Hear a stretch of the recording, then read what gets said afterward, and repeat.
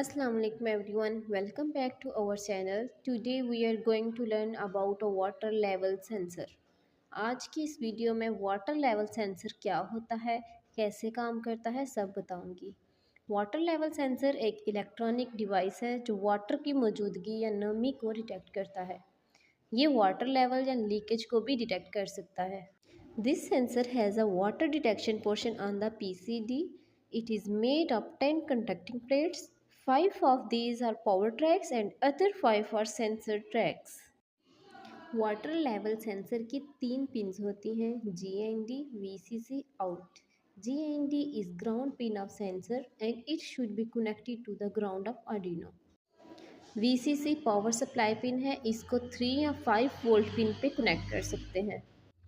Out is analog output pin of sensor. It will give analog signal, so it will be connected to any analog pin of Arduino.